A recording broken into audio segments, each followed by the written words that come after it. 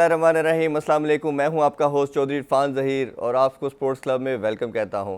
नाज़रीन, इस वीक की जो सबसे बड़ी अपडेट कह लें, खबर कह लें, वो यही है कि पीसीबी का नया चेयरमैन कौन होगा। ये डिस्कशन काफ़ी ज़्यादा होना शुरू हो गया है क्योंकि ज़राए के मुताबिक ये सुनने को आ रहा है कि शायद एहसान मानी को एक्सटेंशन ना दी जाए। इस हवाले से मंडे के दिन यानी कल इमरान खान ने उनको मदऊ भी किया है, वो उससे उनसे मीटिंग भी करेंगे और देखना पड़ेगा क्या वो एक्सटेंशन ले पाते हैं या नहीं। ज़राए के मुताबिक यही सुनने को आ रहा है कि शायद उन्होंने भी माजरत का इजहार कर लिया है क्योंकि अपनी हेल्थ इशू को लेके वो भी रिलक्टेंट हैं। इसमें हमारे पास 3 नाम ज़ेरे गौर आ रहे हैं। एक गवर्निंग बोर्ड के मेंबर जवाद अहमद का आ रहा है, दूसरा बड़ा प्रोमिनेंट नाम जो हमें सुनने को आ रहा है वो रमीज़ हसन राजा का है, जो इमरान खान की कैप्टनसी के अंदर खेलते भी रहे और वर्ल्ड कप स्क्वाड का पार्ट भी थे। उसके साथ साथ तीसरा नाम भी हमारे पास जो आ रहा है वो असद अली खान का आ रहा है। तो ये 3 नाम समहाउ हमें सुनने को मिल रहे हैं कि शायद इनमें से कोई नया चेयरमैन अपॉइंट होगा। इस हवाले से जो प्रोसेस है, चेयरमैन इलेक्शन कमीशन जो इसको प्रोसीड करेगा, उस लिहाज से रिटायर्ड जज का नाम अनाउंस कर दिया गया है, अजमत शेख उनको अपॉइंट कर दिया गया है। वो अब इस प्रोसेस को कंडक्ट करेंगे। सारी इस चीज़ों से लगता तो यही है कि पीसीबी का अब नया चेयरमैन ही आएगा। देखते हैं कि अब पीएम और जो बोर्ड ऑफ गवर्नर हैं उनकी वोटिंग के साथ ये सिलेक्शन होगी और वो देखते हैं कि पूरा वो किसके नाम निकलता है। जी, इन सब अमूर से बात करने के लिए हमारे साथ जो गेस्ट है वह बहुत ही स्पेशल, बहुत ही ऑनरेबल हमारे साथ आज शो में मौजूद है साबिक ex PCB chairman Khalid Mahmood. अस्सलाम वालेकुम सर, कैसे हैं? ठीक ठाक है आप? जी वालेकुम अस्सलाम, मैं खैरियत से हूँ। जी सर, बहुत शुक्रिया, आपने हमें बड़ा प्रीशियस टाइम दिया। हम आपके होने का आज फ़ायदा उठाएंगे और काफ़ी चीज़ें आपसे आज डिस्कस करेंगे। सबसे पहले मैंने जैसे इंट्रो में कहा कि पीसीबी के चेयरमैन के हवाले से बड़ी डिस्कशन हो रही है। इस हवाले से हमारे पास 3 नाम ज़ेरे गौर आ रहे हैं कि जो लग रहा है कि मोस्ट प्रोमिनेंटली यही नाम हो सकते हैं। शायद कल एहसान मानी साहब को इमरान खान ने मदऊ भी किया है, उनके साथ मीटिंग होगी। ज़राए के मुताबिक तो यही न्यूज़ आ रही है कि शायद उनको एक्सटेंशन नहीं दी जाएगी और वो भी अपने हेल्थ इशू को लेकर रिलक्टेंट है। और जो नाम हमारे सामने आ रहे हैं सबसे ज़्यादा तो रमीज़ राजा का नाम आ रहा है। फिर सेकंड नाम जो हमारे पास आ रहा है वो जवाद साहब का आ रहा है कि वो बोर्ड ऑफ गवर्नर मेंबर से। तो आपकी नज़र में ये क्या लगता है कि कौन से ये लोग इसमें से बेहतर कैंडिडेट हो सकते हैं एज ए चेयरमैन? बहुत शुक्रिया। मैं देखिए, बड़ा मुश्किल मौजू आपने दिया है बात करने के लिए, क्योंकि मैं क्रिकेट से तकरीबन कोई अब निस्फ सदी का किस्सा है वाबस्ता हुए हुए। तमाम लोगों से अच्छी जान पहचान है, तमाम लोगों से अच्छे ताल्लुकात हैं, हर एक का मैं मोतरफ़ हूँ। ख़ास तौर पे हमारे जो खिलाड़ी हैं उनकी मुल्की खिदमात, कौमी क्रिकेट के लिए खिदमात बेशुमार हैं, बहुत कीमती हैं जी। लेकिन अब चूँकि आपने सवाल पूछा है तो मैं बड़ी दयानतदारी से इसका जवाब देने की कोशिश करूँगा। पहले तो मैं ये बताऊंगा आपको कि कौन से लोग नहीं होने चाहिए। ठीक। और इस सवाल का जवाब मैं इस तरह दूंगा, आपसे एक सवाल करके। ठीक। आप चूँकि क्रिकेट पे प्रोग्राम करते हैं, आप यकीनन मुख्तलिफ़ जो क्रिकेट खेलने वाले मुल्क हैं और ख़ास तौर पे जो बड़े मुल्क हैं जिनकी अच्छी कारकर्दगी हमेशा रही है, मैं उनके हवाले से आपसे पूछता हूँ, कहाँ कहाँ पे साबिक खिलाड़ी आपको क्रिकेट के सरबराह नज़र आते हैं या क्रिकेट का बंदोबस्त करते हुए नज़र आते हैं?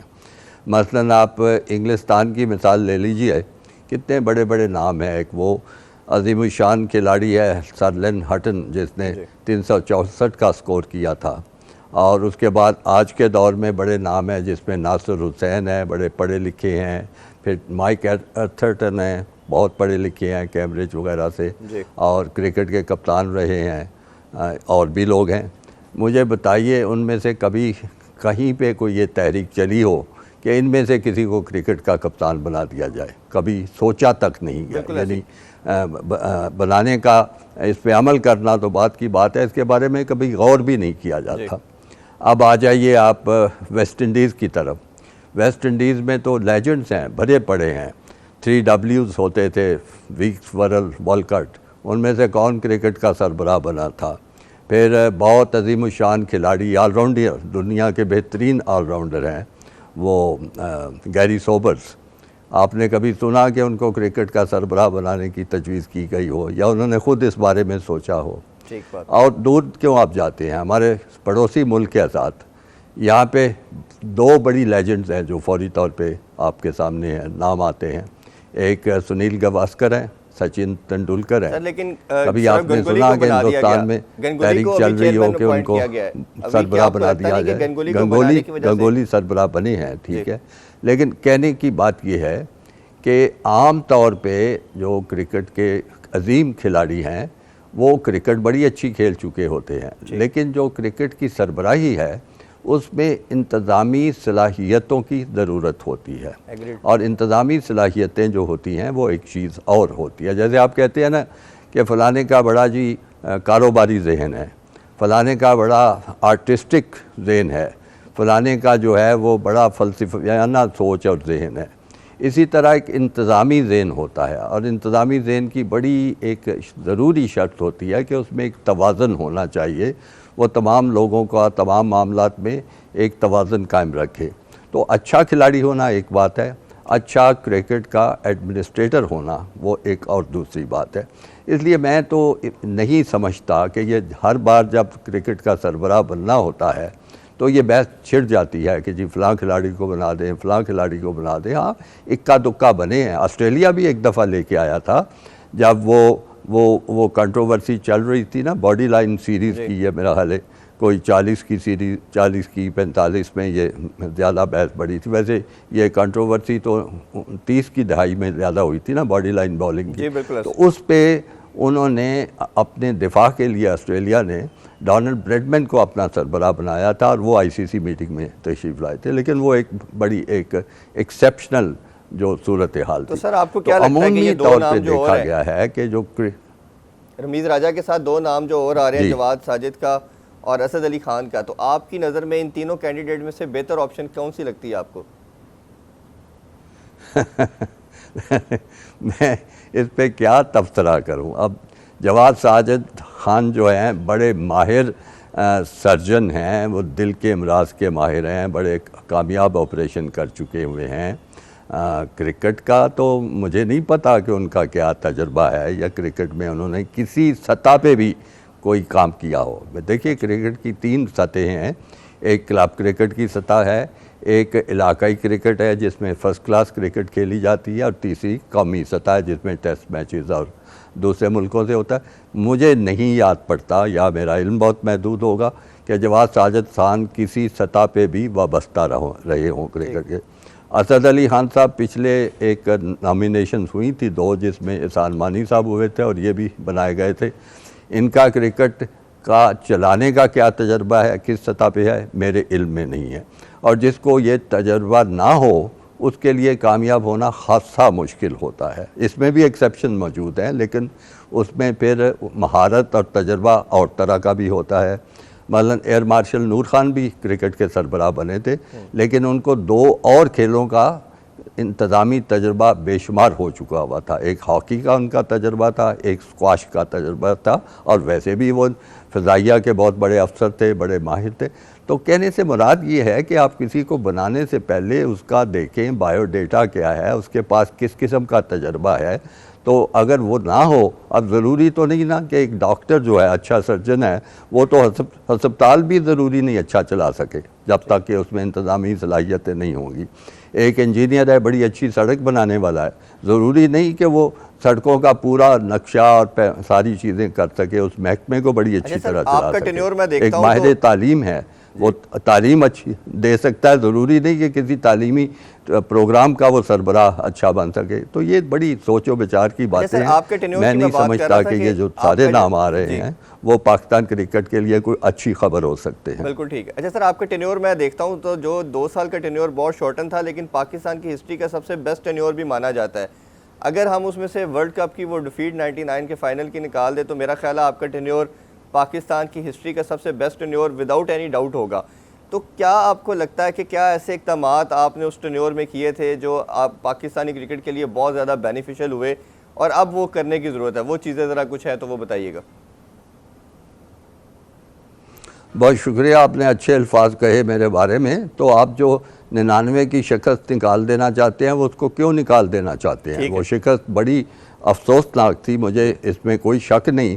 लेकिन आप ये भी तो सोचिए कि आज तक जब से वर्ल्ड कप शुरू हुआ है और 1975 से शुरू हुआ है, सिर्फ 2 दफ़ा ऐसे हुआ है कि पाकिस्तान की टीम जो है वो फाइनल में पहुंची थी, सिर्फ 2 दफ़ा।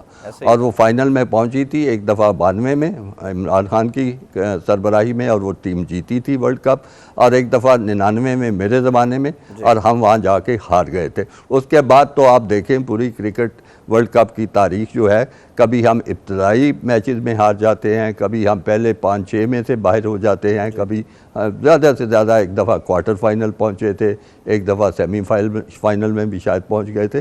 तो इसलिए वो 99 की जो शिकस्त को तो लोग याद रखते हैं, लेकिन इस चीज़ को भूल जाते हैं कि हम वहाँ तक पहुँचे थे, बहुत ख़राबी हुई। और मेरा टेन्योर, आपने ठीक कहा, मेरा 12 या 14 महीने का तो कुल टेन्योर था, और जिन मुश्किलात में मैंने क्रिकेट बोर्ड का चार्ज लिया था उसमें ये थी कि वो मैच फिक्सिंग की बड़ी बुरी तरह एक तनाज़ा चल रहा था, उसको मुझे संभालना था। फिर मेरे जो टीम थी वहाँ क्रिकेट बोर्ड में मौजूद, कोई भी मेरी अपनी सिलेक्शन नहीं था, कोई कहाँ से लगा हुआ था, कोई कहाँ से लगा हुआ था।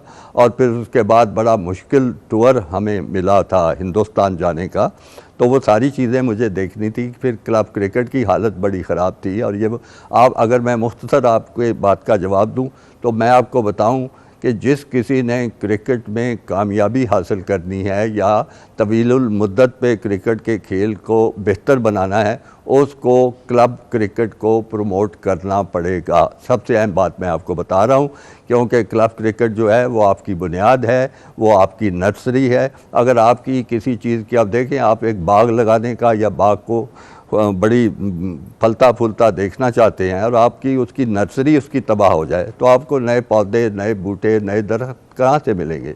तो ये हालत क्रिकेट की है। अगर क्लब क्रिकेट अच्छी आपकी है तो आपको वहाँ से नए खिलाड़ी मिलेंगे, उन नए खिलाड़ियों को आप 99 के, सॉरी मैं आपको इंटरप्ट कर रहा हूँ, 99 के वर्ल्ड कप के अंदर हम बांग्लादेश से हारे, तो आपकी एक स्टेटमेंट आई थी कि मुझे सस्पिशियस लगता है ये मैच, पाकिस्तान जो हारा, तो आप उस हवाले से क्या कहना चाहेंगे? क्या स्टेटमेंट, क्या वाकई ऐसी थी? आपको लगता था कोई गड़बड़ थी उस मैच में?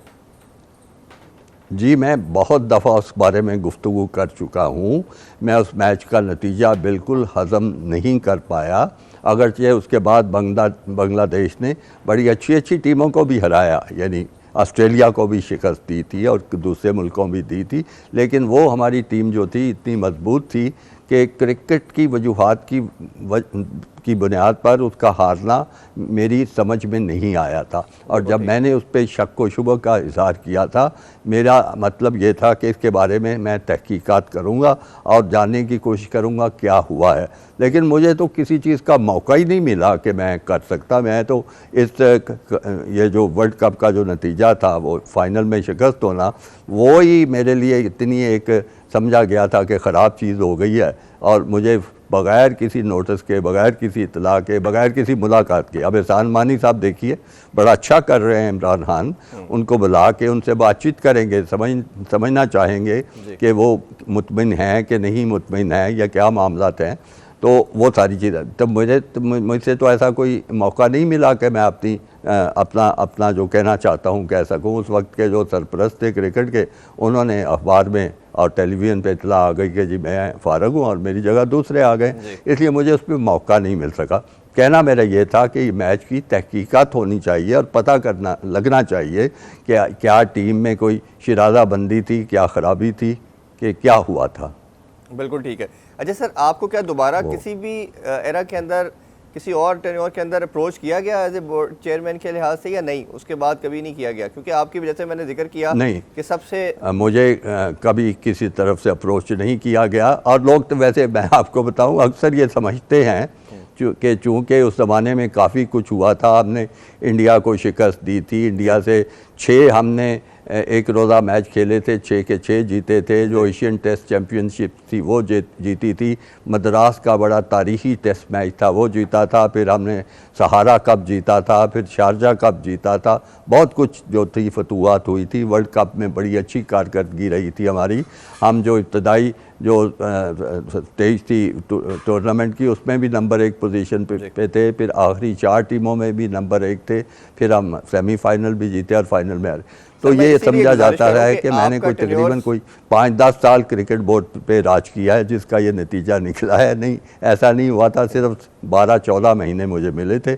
और अक्सर लोग किसी गलत फहमी में हैं कि मैंने अपना एक पूरा टेन्योर मुकम्मल किया था। नहीं, वह बिल्कुल मुझे याद है कि इसीलिए मैं अपने इंट्रो में भी जैसे बात कर रहा था कि सबसे कामयाब टेन्योर आपका माना जाता है कि जो परसेंटेज थी पाकिस्तान शायद ही कोई मैच हारता था। अच्छा, आपके होने का थोड़ा फ़ायदा मज़ीद मैं उठाना चाहूँगा।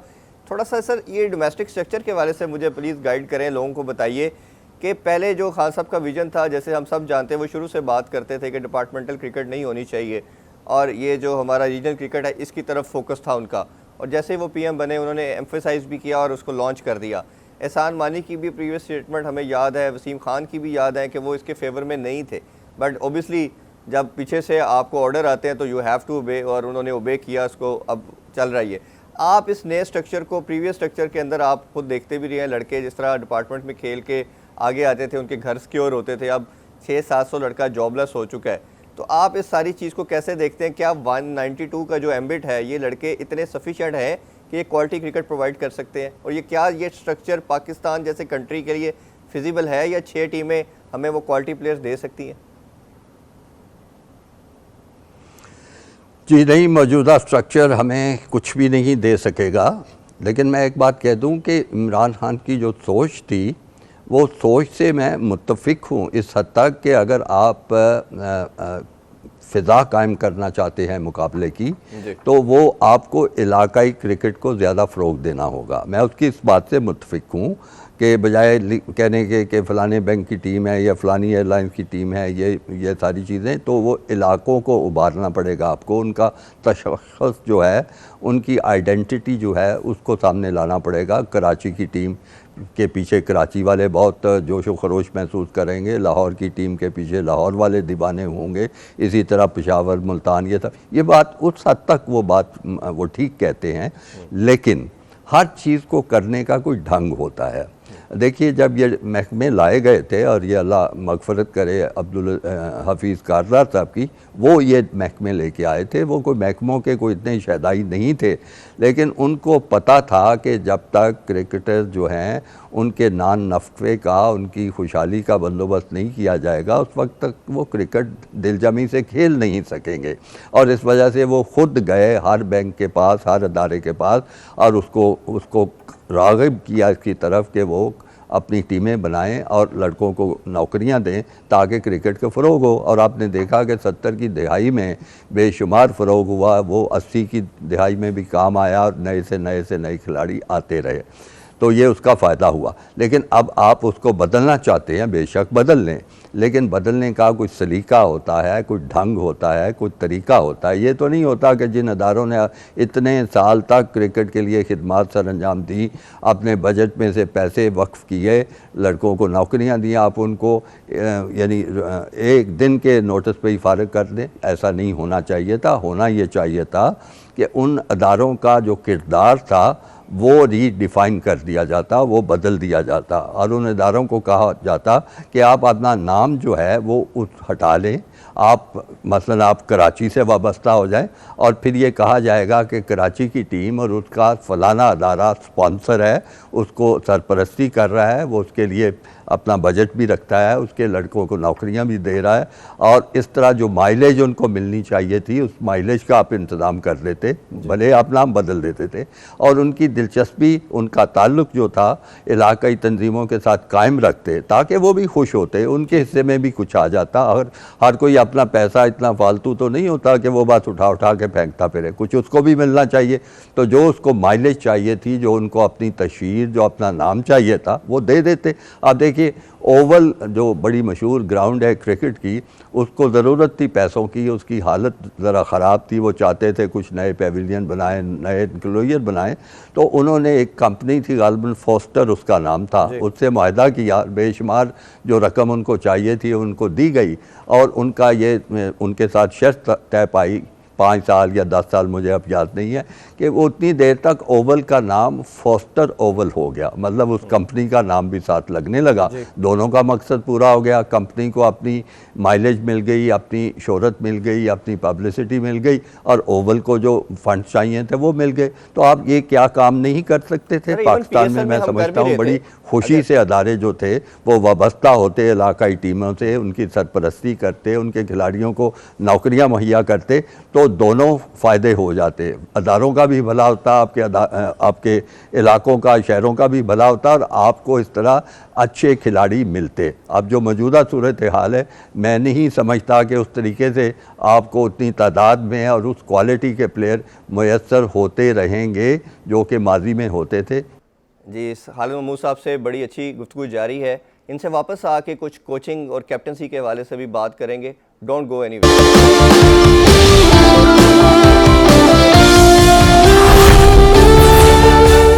Welcome back in sports club. Khalid साहब से कुछ मजीद क्वेश्चन करते हैं। अच्छा सर, ये थोड़ा सा मैं कॉन्स्टिट्यूशन के हवाले से बात करना चाहूँगा। जो पीसीबी का कॉन्स्टिट्यूशन है, आप क्या समझते हैं, या क्या ठीक है जैसे पैटर्न चीफ पीएम ही पैटर्न चीफ होते हैं और वो फिर 10 गवर्निंग बॉडी होती है, वो फिर इलेक्ट करती है चेयरमैन को।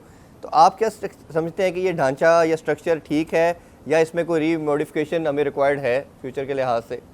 कोई लूप होल नज़र आते हैं आपको स्ट्रक्चर के अंदर?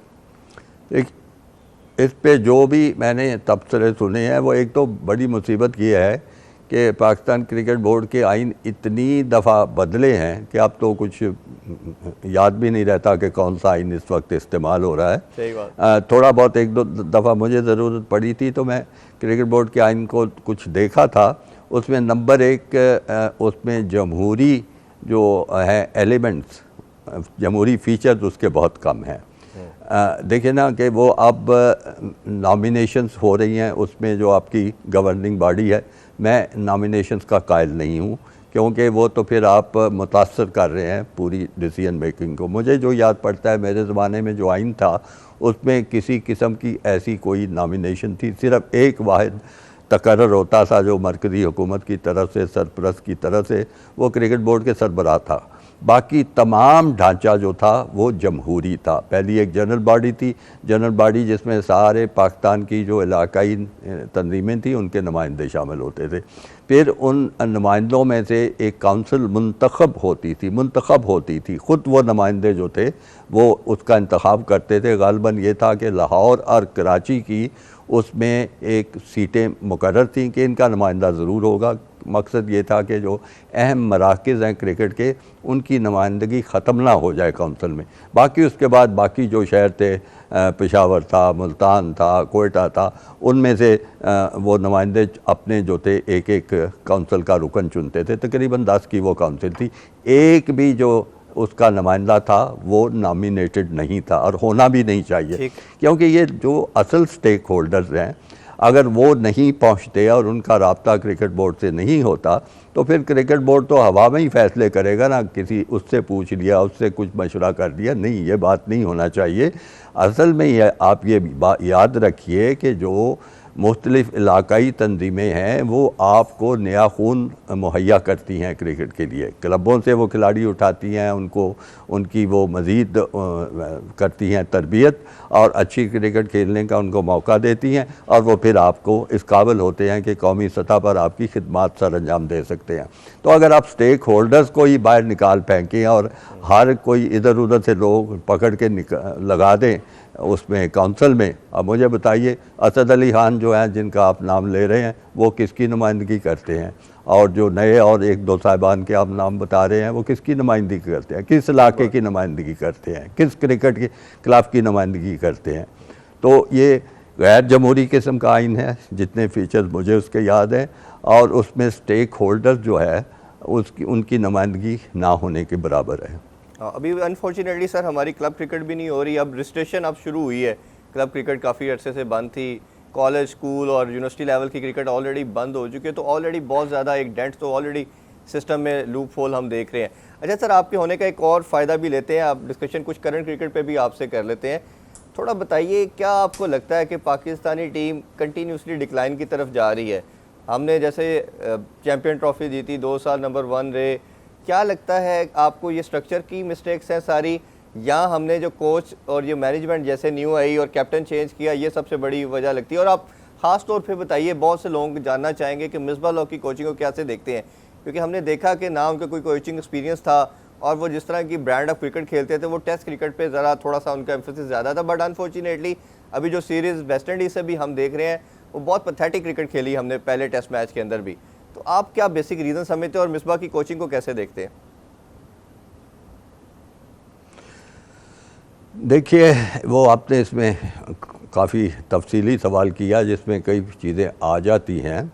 एक तो आपने खुद इशारा दिया है कि क्लब क्रिकेट भी ज़वाल की तरफ जा रही है। और फिर आप एक देखिए, मैं अगले दिन कहीं से मैंने सुना भी और मुझे शायद ख्याल है बात ये ठीक है कि अंडर 19 क्रिकेट का ऐसे लगता है पाकिस्तान में वजूद ही कोई नहीं है। अंडर 19 क्रिकेट जो होती है, आपको मालूम है कि वो एक बड़ा अहम सतह होती है क्रिकेट की, और वहाँ से ही नौजवान खिलाड़ी आते हैं। बाहर की मुल्कों की टीमें भी आया करती थी, हमारे मुल्क की अंडर 9 टीमें भी जाया करती थी। वो सारी बात ही मुझे कहीं नज़र नहीं आती, अल्लाह जाने वो क्या हो गया है। फिर क्लब क्रिकेट की हम बात कर चुके हैं, फिर इलाकाई सतह की क्रिकेट की बातें कर चुके हैं, अब आप कोचिंग पे बात कर रहे हैं। तो ये तो कुछ सारी मुझे मिली भगत सी नज़र आती है। अब जैसे मैं अर्ज़ कर रहा था कि कोई ज़रूरी नहीं कि बड़ा जो अच्छा खिलाड़ी है वो अच्छा मुंतज़िम भी हो क्रिकेट का, अच्छा एडमिनिस्ट्रेटर भी हो। बहुत कम ऐसी मिसालें हैं। मेरा ख्याल है गंगोली भी कोई इतना अच्छा काम नहीं कर रहे। बहरहाल उस पर मैं तबसरा नहीं करूँगा क्योंकि मैंने ज़्यादा तफसील से उनकी कारकर्दगी नहीं देखी, लेकिन वहाँ पे बड़े बड़े अच्छे उनके एडमिनिस्ट्रेटर रहे हैं। वो जगमोहन डालमिया वगैरह होते थे, बिंद्रा साहब एक होते थे, एक राज सिंह डिंगापुर थे। वो कोई टेस्ट क्रिकेटर नहीं थे लेकिन बड़े अच्छे एडमिनिस्ट्रेटर थे, मैंने उनसे डील भी किया है। तो इसी तरह मामला कोचिंग का है जिसकी तरफ आप सवाल कर रहे हैं। तो कोच होने के लिए ज़रूरी नहीं है कि कोई बहुत ऊंचे दर्जे का खिलाड़ी हो और उसने बड़े मार्के मारे हों, लेकिन उसमें इतनी इस्तेदाद हो, इतनी उसमें सलाहियत हो कि वो खिलाड़ी जो है, चाहे बैट्समैन है, बॉलर है, फील्डर है, सब पे उनको परख सके, उनकी खूबियाँ जो है वो देख सके, उनकी खामियाँ उसकी समझ में आ सके। अगर वो ऐसा है खिलाड़ी, चाहे उसने बड़ी टॉप क्रिकेट खुद भी नहीं खेली हुई, तो ऐसे बहुत से लोग देखते को वाकई हैरानी होती है कि ऐसी वो शानदार बात करते हैं। एक बड़े अच्छे कौमी सतह के खिलाड़ी पे वो बताएंगे कि देखें इसमें ये ख़राबी है, इसका पाँव ठीक नहीं आ रहा, इसका बल्ला जो है उसका वो रुख बाहर की तरफ है, ये चीज़ है। बड़े बड़े अच्छे उनके तबसरे होते था कि उसका बल्ला जो होता है जी वो तो पॉइंट की तरफ हो रहा होता है। तो वो है बुनियादी तौर पर इसका नाम है कोचिंग, कि पहचान जाना कि इसमें क्या खामी है, क्या इसमें खूबी है, और उसी को आगे फिर बेहतर करने की कोशिश करना। अब मिसबाह जो है वो अच्छे खिलाड़ी रहे हैं, बड़े कामयाब कप्तान भी रहे हैं, उनका रिकॉर्ड भी बड़ा अच्छा है।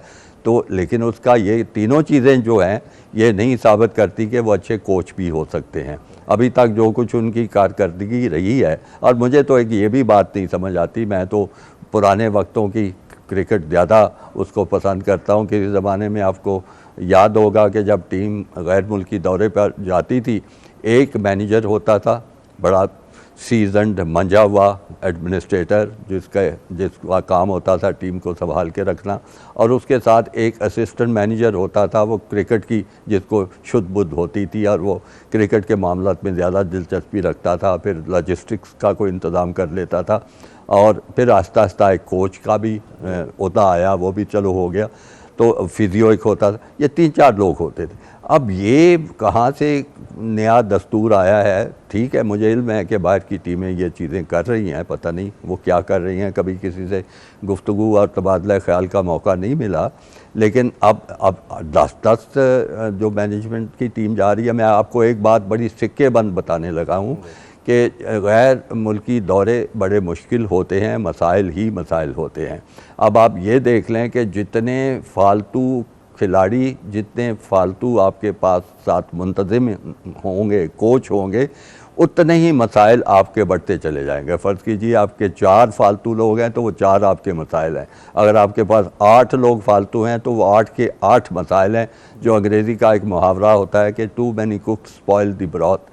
तो ये मुझे बताइए कि bowling coach, batting coach, fielding coach, head coach और ये कोच और वो कोच और एनालिस्ट और पता नहीं माहिर नफ्सियात जो हैं, वो उन्होंने अगर जो काम करना है, अगर अंदरून मुल्क वो काम नहीं कर सके, अंदरून मुल्क वो फील्डिंग बेहतर नहीं बना सके, अंदरून मुल्क वो बॉलरों के नुक्स दूर नहीं कर सके या बैट्समैनों को कुछ नहीं टिप्स दे सके, तो वहाँ उस जब इतनी एक अहम दौरा कोई हो रहा होता है, बड़े हसास मामलात होते हैं, तो बाहर जाके उन्होंने क्या कोचिंग करनी होती है, स्वाइस के वो मसाइल में इजाफा करते हैं। तो मैं सारे बंदोबस्त के ही ख़िलाफ़ हूँ, तो मिसबा के पे मैं क्या बात करूँ।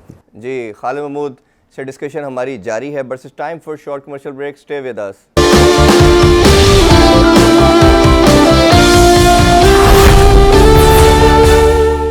अच्छा सर, मैं आपसे एक लास्ट क्वेश्चन ये जानना चाहूँगा कि आपको क्या लगता है कि ये डिक्लाइन जो कंटिन्यूसली पाकिस्तान फेस कर रहा है, इसके अंदर स्ट्रक्चर की जैसे आपने बात कर दी, कोचिंग की हमने बात कर दी, क्या आपको लगता नहीं है कि जो हमारी अप्रोच, जो इनोवेशन पाकिस्तान लेके आता था, चाहे बैटिंग में, बॉलिंग में, स्पिन डिपार्टमेंट के अंदर, जिस तरह के हमने हमेशा देखा कि हर एरा के अंदर हमने लीड भी किया और इनोवेशन भी लाए, तो क्या लगता है ये T20 ये जो आ चुकी है